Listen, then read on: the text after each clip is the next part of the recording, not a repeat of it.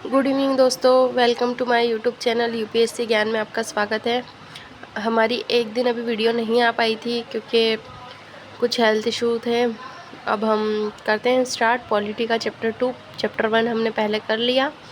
अब हमारी class 7th की पॉलिटी की एनसीईआरटी चल रही है। 6 की हमने कंप्लीट कर ली है। जिसने नहीं देखी है वो प्लेलिस्ट में जाकर एक बार देख लीजिएगा। फर्स्ट चैप्टर कंप्लीट हो चुका है। सेकंड चैप्टर है स्वास्थ्य में सरकार की भूमिका। तो अब हम इस पर बात करते हैं। उसके साथ साथ हमारी ज्योग्राफी की एनसीईआरटी चल रही है, उस पर तो मैंने लेक्चर अपलोड कर दिया था। फर्स्ट और सेकंड लेक्चर हो चुका है उसमें। अब हम उसमें भी थर्ड चैप्टर स्टार्ट करेंगे। चलो स्टार्ट करते हैं। सेकंड चैप्टर स्वास्थ्य में सरकार की भूमिका। तो क्या भूमिका है, क्या क्या सरकार काम कर रही है, क्या कैसे हेल्थ पर ध्यान दिया जा रहा है, कैसे सड़कों पर दिया जा रहा है, उस सब चीज़ों को हम इसमें देखेंगे। जैसे इस पिक्चर्स में बताया गया है, देखो हॉस्पिटल्स बताए गए हैं कि सरकार ने क्या क्या योजनाएं चलाई हैं, कौन सी योजना पर कौन अपना इलाज करा सकते हैं, वो सब चीज़ें हम इसमें आगे देखेंगे। स्टार्ट करते हैं। लोकतंत्र में लोगों की अपेक्षा रहती है कि सरकार उनके कल्याण के लिए कार्य करे। यह शिक्षा, स्वास्थ्य, रोजगार प्रदान करने एवं गृह निर्माण, सड़कों के विकास तथा बिजली आदि उपलब्ध करवाने के माध्यम से हो सकता है। इस अध्याय में हम स्वास्थ्य के अर्थ और उससे संबंधित समस्याओं को जांचेंगे। इस अध्याय के उपशीर्षकों को देखिए। आपके विचार में यह विषय सरकार से किस प्रकार जुड़ा है, उसको हमारे दिमाग में सोचना है हमें कि ये वाला जो चैप्टर है वो सरकार से किस प्रकार जुड़ा है। अब एक टॉपिक है, देखो स्वास्थ्य क्या है। तो स्वास्थ्य क्या है, हमारे ऊपर सोचते हैं तो एक तरह से हम सोच जाएंगे कि हमारा जो बीमारियों में जो हम आदि बहुत सारी बीमारियां होती हैं उससे मुक्त रहना, हमारा अच्छा स्वास्थ्य रहना, यही एक स्वास्थ्य होता है। तो स्वास्थ्य के बारे में हम अनेक प्रकार से सोच सकते हैं। स्वास्थ्य का अर्थ है हमारा बीमारियों और चोट आदि से मुक्त रहना। लेकिन स्वास्थ्य केवल बीमारियों से संबंध नहीं है। आपके उपयुक्त कॉलेज में केवल कुछ स्थितियों को ही स्वास्थ्य से जोड़कर देखा गया है। प्रायः हम ध्यान नहीं देते कि उपयुक्त हर स्थिति का संबंध स्वास्थ्य से है। बीमारी के अलावा हमारे लिए उन कारणों को भी विचार करना आवश्यक है जो हमारे स्वास्थ्य पर प्रभाव डालते हैं। उदाहरण के लिए यदि लोगों को पीने के लिए स्वच्छ पानी और प्रदूषण मुक्त वातावरण मिले तो वे सामान्यतः स्वस्थ रहेंगे। दूसरी ओर यदि लोगों को भरपेट भोजन ना मिले अथवा उन्हें घुटन भरी अवस्था में रहना पड़े तो भी बीमार पड़ने की अधिक संभावना है। हम सब चाहते हैं कि हम जो भी कार्य करें चुस्ती से और ऊंचे मनोबल के साथ करें। सुस्त और अकर्मण्य रहना, चिंताग्रस्त होना और लंबे समय तक डरे सहमे रहने स्वस्थ जीवन के लक्षण नहीं है। हम सबको तनाव मुक्त होकर प्रसन्न रहना चाहिए। हमारे जीवन के सभी पहलू स्वास्थ्य के हिस्से हैं। देखिए, अगर हमारा स्वास्थ्य अच्छा होगा, हमें कोई बीमारी नहीं होगी, कोई चिंता नहीं होगी, तो हम वैसे भी अच्छे रहेंगे। तो उसके लिए हमारा आसपास का वातावरण भी ऐसा होना चाहिए, प्रदूषण मुक्त होना चाहिए और जो कचरा वगैरह होता है, नालियों को सफाई होनी चाहिए। हर चीज़ अच्छी होगी तो हमारा स्वास्थ्य खुद ही ठीक होगा। अब भारत में स्वास्थ्य सेवाएं हैं। आइए भारत में स्वास्थ्य सेवाओं के कुछ पहलुओं का परीक्षण करें। जो यहाँ पर ब्रैकेट इसमें दिया हुआ है कोष्टक में, उन सभी को ध्यान में रखना है हमको। जो टेबल बनाई हुई है इसको देखना है। इस पर एक बार आप आपकी नज़र डाल लीजिएगा, इसको एक बार पढ़ लीजिएगा, समझ में आ जाएगा कि हमारे लिए क्या क्या सेवाएं चलाई गई है, कितने डॉक्टर हैं, अभी क्या चल रहा है, कैसे हम बीमारियों से लड़ सकते हैं, उसके बारे में। भारत में प्राय यह कहा जाता है कि हम सबको स्वास्थ्य सेवाएं प्रदान करने में असमर्थ हैं क्योंकि सरकार के पास इसके लिए पर्याप्त धन और सुविधाएं नहीं है। ऊपर दिए गए बाएं हाथ के स्तंभ को पढ़िए और उसके बारे में आप सही मानते हैं या नहीं। तो इसको आपको टेबल को एक बार पढ़ लेना, फिर इसका क्वेश्चन आपको उसमें मिल जाएगा। बीमारियों से बचाव और उनके उपाय के लिए हमें उचित स्वास्थ्य सेवाएं चाहिए, जैसे स्वास्थ्य केंद्र, अस्पताल, परीक्षण प्रयोगशाला, एम्बुलेंस की सुविधा, ब्लड बैंक आदि जो मरीजों को आवश्यक सेवा और देखभाल उपलब्ध करा सकें। ऐसी सुविधाओं की व्यवस्था को चलाने के लिए हमें स्वास्थ्य सेवकों, नर्सों, डॉक्टर, योग्य डॉक्टर तथा अन्य विशेषज्ञों की ज़रूरत है जो परामर्श दे सके, रोग की पहचान कर सके, इलाज कर सके। मरीजों के लिए इलाज के लिए हमें आवश्यक दवाइयाँ व उपकरण भी चाहिए। जब हम बीमार होते हैं तो अपने इलाज के लिए हमें इन सुविधाओं की ज़रूरत पड़ती है। भारत में बड़ी संख्या में डॉक्टर, दवाखाने और अस्पताल हैं। देश में सार्वजनिक स्वास्थ्य सेवाओं को चलाने का पर्याप्त अनुभव और ज्ञान भी उपलब्ध है। ये ऐसे चिकित्सालय और स्वास्थ्य केंद्र हैं जिन्हें सरकार चलाती है। सरकार अपनी जनसंख्या में एक बड़े भाग की देखभाल करने में समर्थ है जो सैकड़ों और हजारों गांवों में फैली हुई है। इस विषय पर हम बाद में अधिक विस्तार से चर्चा करेंगे। साथ ही चिकित्सा विज्ञान में बहुत असाधारण प्रगति हुई है, जिसके चलते देश में इलाज की नई तकनीकें और विधियां उपलब्ध हैं। फिर भी दूसरा स्तंभ दिखाता है कि हमारे देश में स्वास्थ्य की स्थिति कितनी खराब है। उपयुक्त सकारात्मक विकास के बाद भी हम जनता में उचित स्वास्थ्य सेवाएं देने में असमर्थ हैं। यह विरोधाभासजनक स्थिति है जो हमारी अपेक्षाओं के विपरीत है। हमारे देश के पास पैसा है, ज्ञान है, अनुभवी व्यक्ति हैं, फिर भी हम देश को आवश्यक सेवाएं देने में असमर्थ हैं। इस अध्याय में इसके कुछ कारणों को जानेंगे हम। इस वाले ये जो लेक्चर है, इसको हम एक बार हमारे जो हॉस्पिटल हैं, हमारा जो शहर का हॉस्पिटल है, गवर्नमेंट हॉस्पिटल, उसको ध्यान में रखते हुए देखेंगे तो हमें अच्छा समझ में आएगा। अब कहीं गाँव में भी होता होगा ऐसा हॉस्पिटल, मतलब जहाँ बड़ा हॉस्पिटल होगा, या तो गाँव में छोटे हॉस्पिटल्स ही होते हैं। अगर एक शहर के हॉस्पिटल्स को ध्यान में रखकर हम देखेंगे तो अच्छा हमको समझ में आ जाएगा। अब हम नेक्स्ट देखते हैं कि एक हकीम शेख की कहानी है। हकीम शेख पश्चिम बंग खेत मजदूर समिति के एक सदस्य थे, जो पश्चिमी बंगाल में खेतिहर मजदूरों का एक संगठन है। 1992 में एक शाम में चलती ट्रेन से गिर गए और उन्हें सिर में गंभीर चोट आई। उनकी हालत बहुत नाजुक थी और उन्हें तुरंत इलाज की आवश्यकता थी। उन्हें कोलकाता के एक सरकारी अस्पताल में ले जाया गया, लेकिन उन्हें भर्ती करने से मना कर दिया गया क्योंकि वहाँ कोई बिस्तर खाली नहीं था। दूसरे अस्पताल में आवश्यक सुविधाएं एवं उनके इलाज के लिए ज़रूरी विशेषज्ञ नहीं थे। इस प्रकार अत्यंत गंभीर हालत में उन्हें 14 घंटे के अंदर 8 सरकारी अस्पतालों में ले जाया गया, किंतु किसी ने भी उन्हें भर्ती नहीं किया। अंत में उन्हें एक निजी अस्पताल में भर्ती कराया गया, जहाँ उनका इलाज किया गया। उन्होंने अपने इलाज पर बहुत पैसा खर्च किया। जिन अस्पतालों में उन्हें भर्ती करने से इनकार किया था, उपेक्षापूर्ण रवैये से नाराज़ और क्षुब्ध होकर हकीम शेख ने PBKMS में कोर्ट में मुकदमा दायर किया। अभी एक कहानी के तौर पे हमें समझाया गया है कि एक इलाज का खर्च कैसे होता है। तो अमन और रंजन एक अच्छे मित्र हैं। रंजन का परिवार साधन संपन्न है, जबकि अमन के माता पिता जैसे गुजारा चलाते हैं। अरे अमन, बड़े दिनों बाद मिले हो। तो अमन कौन है? जिसका माता पिता जैसे तैसे गुजारा चलाते हैं, मतलब वो एक गरीब लड़का है। और जो रंजन है वो परिवार साधन संपन्न है उसका। तो मुझे वायरल बुखार हो गया था और अस्पताल जाना पड़ा। अच्छा, मुझे भी वायरल हुआ था। मैं इसी सोमवार को स्कूल आ रहा हूँ। मेरे डैडी किंग्सवे के नए अस्पताल में डॉक्टर को दिखाने ले गए, वहाँ बहुत ही अच्छा लगा। मतलब वो पैसे वाला है तो वो तो बड़े अस्पताल में चला गया, और जो गरीब है वो बुखार हो गया और उसको जाना पड़ा। अब इन दोनों बातों को हम देखते हैं, एक बार पढ़ते हैं, फिर समझ में आता है कि कौन क्या कहना चाह रहा है। और एक गरीब जिसके पास पैसा है, संपन्न साधन है, वो बड़े अस्पताल में जाकर प्राइवेट हॉस्पिटल में जा सकता है, और जिसके पास कुछ नहीं है वो सरकारी हॉस्पिटल में जाता है, तो उसको कैसे वहाँ पर सुविधा मिलती है। अस्पताल की बिल्डिंग ऐसी चकाचक दिखती थी कि मुझे लगा कि कोई 5 सितारा होटल है। डैडी कह रहे थे यह एक प्राइवेट अस्पताल है और बढ़िया से बढ़िया सुविधाएं मिलती हैं। रिसेप्शन काउंटर पर भी डैडी को 500 रुपये देने पड़े। डॉक्टर को दिखाने से पहले ही पता है कि वहाँ बहुत अच्छा संगीत बज रहा था और सब कुछ कितना साफ़ सुथरा और जगमग था। डॉक्टर ने मुझे बहुत से परीक्षण करवाने को कहा, पर वहाँ तो सब लोग दोस्तों की तरह बात कर रहे थे। एक महिला ने जाँच के लिए मेरा खून लिया और उसने बातों बातों में खूब मजाक किया और मुझे दर्द का पता ही नहीं चला। जब सारे परीक्षणों के नतीजे आ गए तो हमें वापस डॉक्टर के पास गए और उन्हें नतीजे को दिखाया और कहा कि सब कुछ ठीक ठाक है, मुझे सिर्फ वायरल हुआ है। उन्होंने कुछ दवाइयाँ लिख दी और आराम करने को कहा।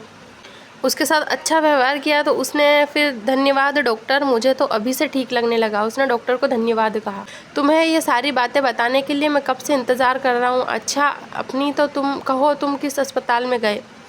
मैं तुम्हारे वाले अस्पताल में जितना अच्छा तो नहीं था। पहले तो अब्बा मुझे ले ही नहीं जाना चाहते थे, क्योंकि उसमें समय बहुत लगने वाला था। और सच में कितना ज़्यादा समय लगा। हम एक बड़े से सरकारी अस्पताल में गए और OPD काउंटर पर ही एक लंबी लाइन का इंतज़ार करना पड़ा। मेरी तबीयत इतनी ख़राब हो रही थी कि पूरे समय अब्बा के सहारे टिका रहा। जब हमारी बारी आई तो डॉक्टर ने मेरी जांच और अपनी खून की जांच कराने के लिए कहा। इसके लिए हमें एक लंबी लाइन में खड़े रहना पड़ा। जहाँ जांच के लिए खून लिया जा रहा था वहाँ बहुत भीड़ भड़क्का हो रहा था। हमें 3 दिन बाद खून की जांच का नतीजा मिला। फिर हम वापस अस्पताल गए और उस दिन वहाँ कोई दूसरी डॉक्टर बैठी थी। मुझे इसका OPD कार्ड दिखाओ और खून की रिपोर्ट जल्दी करो। इसे वायरल हुआ लगता है। कोई फिक्र की बात नहीं है, बुखार उतरने की यह गोली इसे देनी है बस, और कुछ नहीं। मेरा अस्पताल था तो बहुत बढ़िया, पर उन्होंने मुझे ज़्यादा दवाइयाँ दे दी और मेरे इलाज में ज़्यादा खर्च हो गए। जो अमीर था वो ये बोल रहा है, और जो गरीब बच्चा था वो बोल रहा है अच्छा मेरे इलाज में तो ज़्यादा खर्च नहीं हुए। और था ये दोनों को एक ही वायरल बुखार। जहाँ पर सुविधाएं ज़्यादा अच्छी मिली वहाँ पैसा भी ज़्यादा लगा, और जहाँ सुविधाएं कम मिली वहाँ पर पैसा भी कम लगा। सार्वजनिक और निजी स्वास्थ्य सेवाएं। उपयुक्त कहानी से आप समझ गए हैं कि हम स्वास्थ्य सेवाओं के दो मोटे वर्गों में बांट सकते हैं, सार्वजनिक स्वास्थ्य सेवाएं और निजी स्वास्थ्य सेवाएं। अब जो सार्वजनिक स्वास्थ्य सेवाएं हैं वो स्वास्थ्य केंद्र व अस्पतालों की एक श्रृंखला है जो सरकार द्वारा चलाई जाती हैं। ये केंद्र व अस्पताल आपस में जुड़े हुए हैं, जिससे ये शहरी व ग्रामीण दोनों क्षेत्रों को सुविधाएं प्रदान करते हैं और सभी बीमारियों का इलाज प्रदान करते हैं। ग्राम के स्तरों पर एक स्वास्थ्य केंद्र होता है जहाँ प्रायः एक नर्स और एक ग्राम स्वास्थ्य सेवक रहता है। इन्हें सामान्य बीमारियों के इलाज के लिए परीक्षण दिया जाता है, और वे प्राथमिक स्वास्थ्य केंद्र के डॉक्टरों की देखरेख में कार्य करते हैं। ग्रामीण क्षेत्र में ऐसा केंद्र कई गांवों की ज़रूरत को पूरा करता है। जिला स्तर पर जिला अस्पताल होता है और इन सभी स्वास्थ्य केंद्रों की देखरेख करता है। बड़े शहरों में कई सरकारी अस्पताल होते हैं, जैसे एक वह था जिसमें अमन को ले जाया गया। ऐसे भी विशिष्ट सरकारी अस्पताल हैं जिनका जिक्र हाकिम शेख की कहानी में हुआ है। इस स्वास्थ्य सेवा को कई कारणों से सार्वजनिक कहा गया है। सरकार ने अपने नागरिकों को स्वास्थ्य सेवा प्रदान करने की वचनबद्धता को पूरा करने के लिए अस्पताल तथा स्वास्थ्य केंद्र स्थापित किए हैं। इन सेवाओं को चलाने के लिए धन उनसे पैसा आता है जो लोग सरकार को टैक्स के रूप में देते हैं, इसलिए ये सुविधाएं सबके लिए सार्वजनिक स्वास्थ्य व्यवस्था का एक महत्वपूर्ण पहलू है।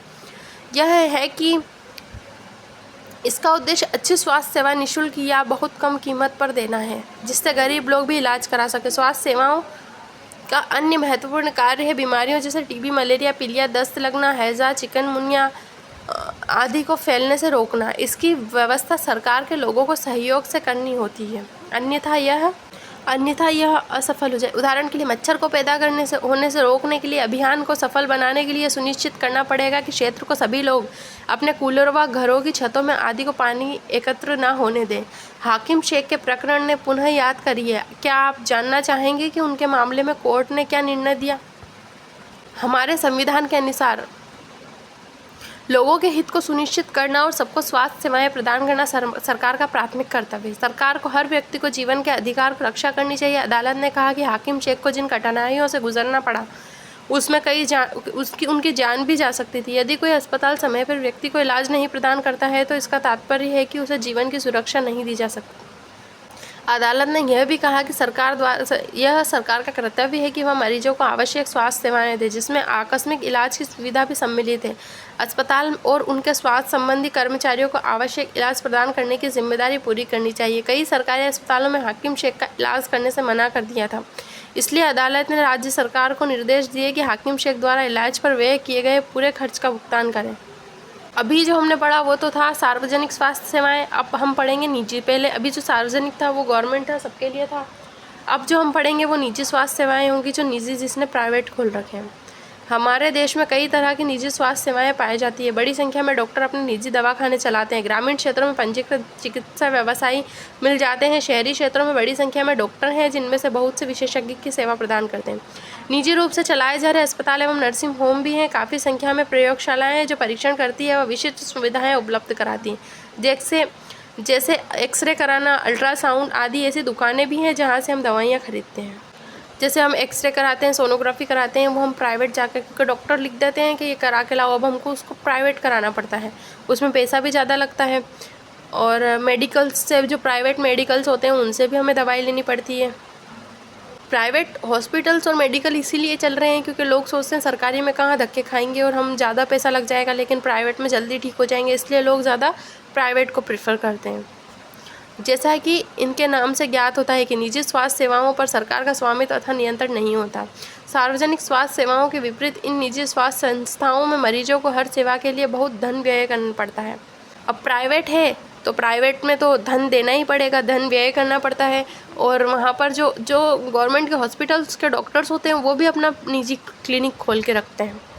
आज निजी स्वास्थ्य सेवाएं चारों ओर दिखाई देती है। अब तो बड़ी बड़ी कंपनियां अस्पताल भी चलाती हैं। कुछ कंपनियां दवाखानों को बनाने और बेचने में लगी है। शहरों के कोनों कोनों में दवाइयों की दुकानें भी देखी जा रही हैं। स्वास्थ्य सेवाएं और समानता, क्या सबके लिए पर्याप्त स्वास्थ्य सेवाएं उपलब्ध हैं? हम भारत में ऐसी स्थिति का सामना कर रहे हैं जहां निजी सेवाएं तो बढ़ रही है परंतु सार्वजनिक नहीं। ऐसी दशा में लोगों को मुख्यतः निजी सेवाएं ही उपलब्ध हो पाती हैं। ये शहरी क्षेत्रों में केंद्रित हैं। इन सेवाओं का मूल्य भी अपेक्षाकृत अधिक होता है। दवाइयाँ महंगी होती है। बहुत से लोग उन्हें खरीदने में समर्थ नहीं होते हैं और इसलिए जब परिवार में बीमारी होती है तो उन्हें ऋण लेना पड़ता है, मतलब किसी से उधार लेना पड़ता है। कुछ निजी सेवाएं अधिक कमाने के लिए प्रायः ऐसे कार्यों को प्रोत्साहित करती हैं जो सही नहीं है। कई बार सस्ते तरीके उपलब्ध होने पर भी उन्हें प्रयोग नहीं किया जा सकता। उदाहरण के लिए प्रायः देखा जाता है कि कुछ चिकित्सक ज़रूरत से ज़्यादा दवाइयाँ, इंजेक्शन और सलाइन आदि की सलाह देते हैं, जबकि साधारण इलाज भी पर्याप्त हो सकता है। अब एक हमको ये बॉक्स में पढ़ना है, ये इम्पोर्टेंट है कि भारतीय आयुर्विज्ञान परिषद का आयुर्विज्ञान नैतिक संहिता क्या कहता है। वो कहता है कि जहाँ तक संभव हो प्रत्येक चिकित्सक को औषधों को जेनेरिक नाम ही उपचार पर्ची में लिखने चाहिए और सुनिश्चित करना चाहिए कि यह युक्तियुक्त और उपयुक्त रूप से हो। तथ्य यह है कि जनसंख्या के 20% लोग ही बीमारी के दौरान आवश्यक दवाइयों को खरीदने में सक्षम हैं। वे लोग भी जिन्हें हम गरीब नहीं समझते, दवा संबंधी खर्चों में उठाने में कठिनाई का अनुभव करते हैं। एक अध्ययन में यह पाया गया कि जो लोग अस्पताल में किसी बीमारी या चोट लगने के कारण भर्ती होते हैं उनमें से 40% लोग खर्चों का भुगतान करने के लिए पैसे उधार लेते हैं या अपनी कुछ संपत्ति को बेचते हैं। गरीब लोगों के लिए परिवार में यह हर बीमारी चिंता और मुसीबत का कारण बन जाती है। इससे भी बड़ी बात यह है कि ऐसी स्थिति बार बार आती है। गरीब लोग पहले ही पोषण की कमी का शिकार हैं। ये परिवार उतना भोजन नहीं खाते जितना इन्हें खाना चाहिए। उन्हें जीवन की आधारभूत आवश्यकताएं जैसे पीने का पानी, घर के लिए पर्याप्त जगह, साफ वातावरण तक उपलब्ध नहीं हो पाता है। इसलिए उनके बीमार पड़ने की संभावना अधिक रहती है। बीमार होने पर खर्चे में उनकी हालत और ख़राब हो जाती है। कभी कभी केवल पैसा ही लोगों को बेहतर इलाज का बाधक नहीं होता। उदाहरण के लिए महिलाओं को तुरंत इलाज के लिए डॉक्टर के पास नहीं ले जाया।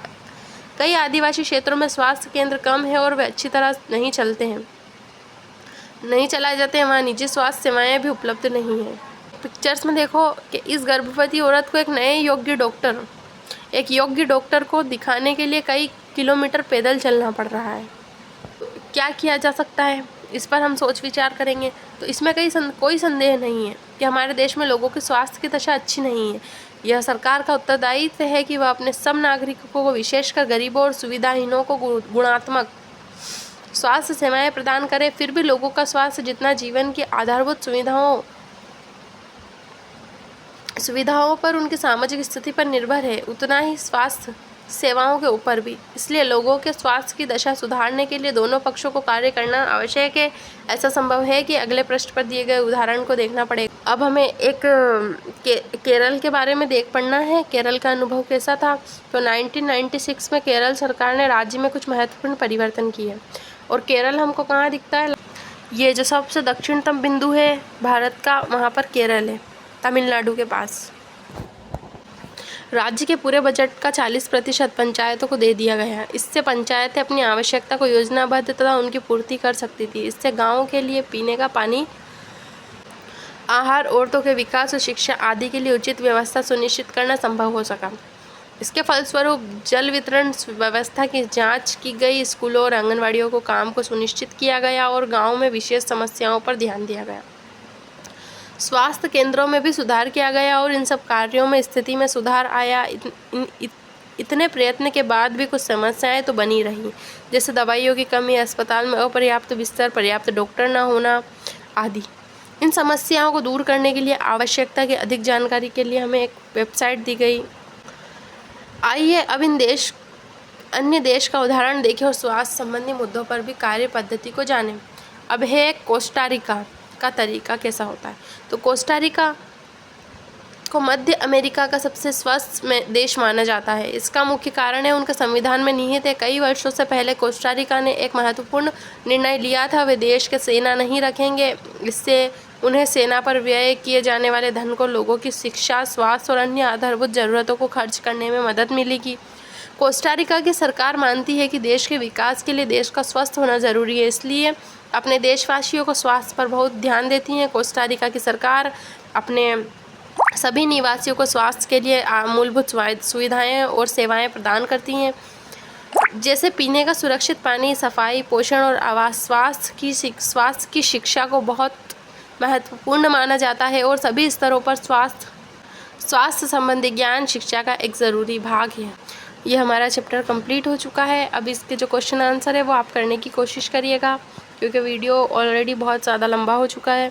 तो अगर जो क्वेश्चंस नहीं आते हैं वो मैं बता दूंगी आपको, कमेंट बॉक्स में कमेंट कर दीजिएगा। अगर वीडियो अच्छा लगा हो तो लाइक करें, सब्सक्राइब करें, अपने दोस्तों को शेयर करें, और इसका PDF मैंने टेलीग्राम पर अपलोड कर दूँगी, वहाँ से देख लीजिएगा।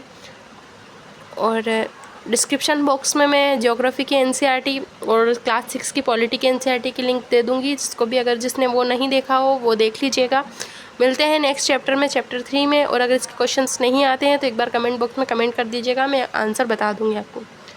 तब तक के लिए पढ़ते रहिए, अपना ध्यान रखिए, ठीक है, पढ़ते रहिए, बाय।